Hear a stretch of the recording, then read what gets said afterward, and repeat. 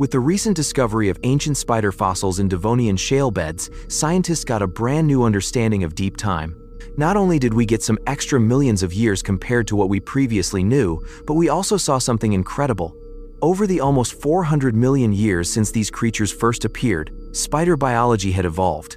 New variations of deadly adaptations were present. This means that mutations of survival strategies were acting completely differently with different spider lineages. And depending on that, it determined which type of predator an individual species would become.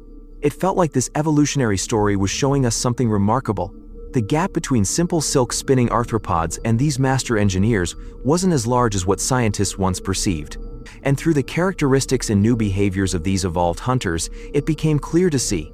So with that, I wanted to discuss how spider adaptations evolved. I want to explain each new type of deadly innovation that's present within the spider world, 400 million years later. So let's get into it. All arthropods are said to evolve, but not all arthropods evolve at the same rate. The rate change can vary from lineage to lineage. Some change very fast, which is why we see rapid adaptation in many insect groups each generation, and some take a little while longer. In the case of spider evolution, it seems like this lineage has taken its time to perfect each deadly system. And in almost 4 centuries of millions of years, the evolution has not only caused spiders to hunt differently, but it's also caused different types of predatory innovations to be born. In the ancient Devonian period, the first spider relatives like uroranids appeared. We saw that when somebody encountered these early creatures, basic silk production would be the main factor that kept them alive. They'd stop at nothing to make sure that they could line their burrows or even protect their eggs if survival demanded it. There was no complex web engineering whatsoever, and the original hunting strategy was said to have been simple ambush, like they had no sophisticated chemical weapons. All they wanted to do was survive. What we saw 400 million years later, though, was that modern spiders were still programmed to hunt, trap, and kill those creatures that crossed their paths. And the moment they detected prey, those ancient instincts would kick in. But what we also saw were signs of incredible engineering innovation. The complex systems that all successful predators develop over deep time, such as valuing precision in web construction and seeing the value in molecular warfare being present amongst most of them. These new spiders had a sense of technological mastery when they weren't hunting. They were building and making sure their silk systems were optimized, and some were also producing complex venom cocktails. This showed that spiders now had the understanding of biochemical engineering and wanted to maximize their killing efficiency, something that simple Devonian silk users most definitely wouldn't have achieved. We also saw the likes of jumping spiders being in a state of visual processing following prey detection by their camera-like eyes. And when modern orb weavers were constructing their geometric masterpieces, it's as if they were looking for some sense of mathematical perfection. It was as if the instinct for precision engineering overrode the simple survival programming within their behavior, and those more sophisticated technological behaviors came to the forefront. This showed that maybe advanced intelligence was still developing somewhere, and they were looking for optimal solutions to predatory challenges. However, once prey was detected, the ancient killing programming came straight back. So it's safe to say that modern spider behavior is nothing like what we saw in those early Devonian ancestors. And even though they are still deadly predators, there's now a sense of engineering mastery. The natural evolutionary instincts about efficiency and innovation were at the heart of them.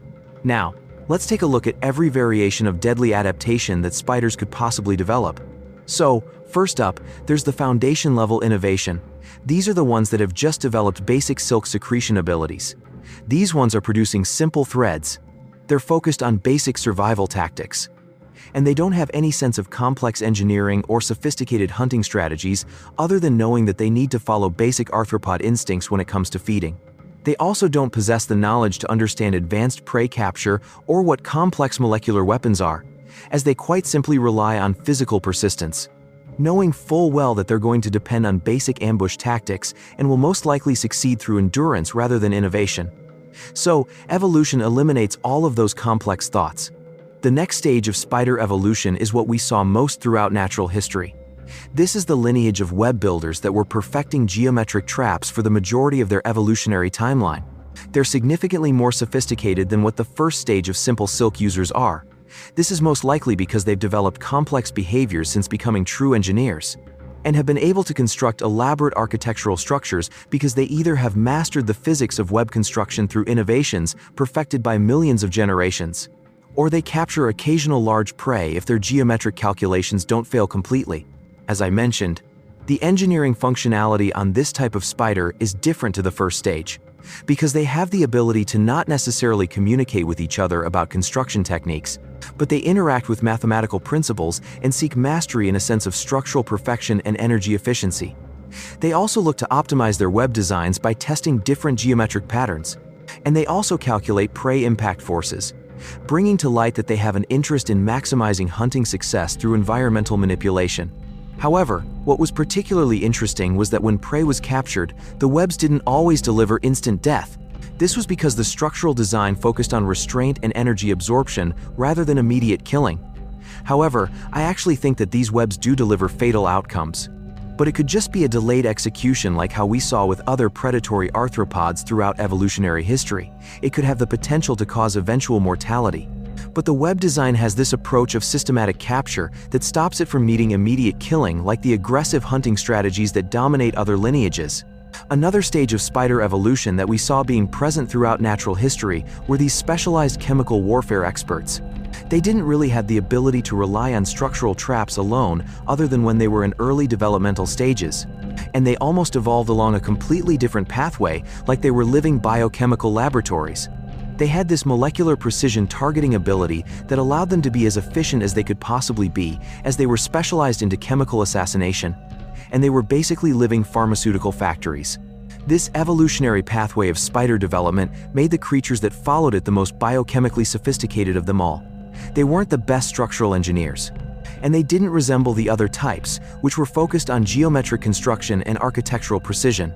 They were the opposite. They were stealthy and chemical, and they thrived when prey couldn't detect the molecular danger until paralysis had already begun.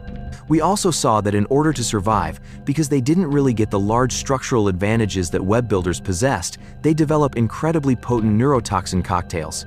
More specifically, ion channel blockers that could paralyze nervous systems within seconds. This type of spider evolution also had the ability to diversify their molecular arsenal as well, as we saw that there were families of these venom specialists that had developed different toxin libraries depending on their preferred prey types.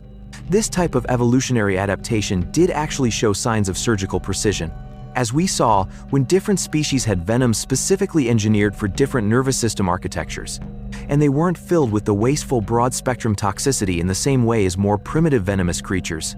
This type of molecular specialization would definitely be the most efficient approach to chemical warfare. Then we get to the most sophisticated type of spider evolution, the visual processing hunters. The type where it's said that evolution interacts with their sensory systems in the same way that precision optics engineering does.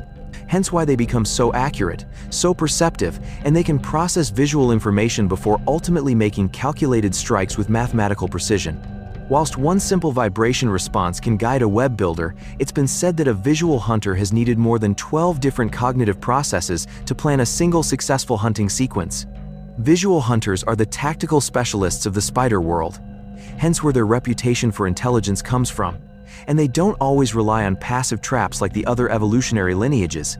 Within natural history, we saw visual hunters positioned like biological snipers in advantageous locations, making sure hunting opportunities were optimized through superior positioning and reconnaissance. This also allowed the visual hunters to maintain tactical advantages in survey territories to see where prey movement patterns were most predictable. Even though they didn't rely on architectural traps, that didn't mean that they didn't have the ability to engineer sophisticated solutions, as we saw visual hunters develop incredibly advanced eye designs that rival modern camera technology with multiple lens systems. They also have their signature approach of calculating distance and trajectory whilst prey is moving and planning multi-step hunting sequences that would make military strategists impressed. Visual hunters also had more going on inside of their neural processing systems. You could tell that they were more cognitively advanced, and they had the ability to learn from experience and remember successful tactics rather than simply follow pre-programmed responses like basic web builders. And they were also able to solve complex spatial problems, as we saw jumping spiders figuring out indirect routes to reach prey, showing that maybe they could also have the ability to engage in forward planning and strategic thinking as well. Visual hunters were definitely the type of spider evolution that represented the pinnacle of predatory sophistication, and were easily the most cognitively advanced of them all, unless they were operating in low-light conditions that limited their optical advantages. However, even still, once optimal lighting conditions returned, they almost immediately resumed their superior hunting performance with remarkable efficiency. Within this evolutionary story, there were many different variations to spider adaptations. And I thought it was the right decision to show that spider biology had evolved and caused this hierarchy within predatory strategies. As naturally with time, all evolutionary lineages do develop specialized technological solutions to survival challenges. So, it was interesting seeing just how natural selection caused spiders to develop such radically different approaches to the same fundamental challenge of capturing and subduing prey. What this does make me wonder, though, are there more evolutionary innovations that have caused other types of spider adaptations to be out there in lineages we haven't discovered yet? And if so, I wonder what other specialized hunting technologies and molecular engineering solutions there are waiting to be found. So, there you have it. Every major deadly adaptation explained in 400 million years of spider evolution. If you want to see a full breakdown of spider venom molecular engineering and even the nanotechnology behind silk protein assembly being analyzed from the latest research discoveries, then check the videos below. Thanks for tuning into the video, and I'll see you in the next one.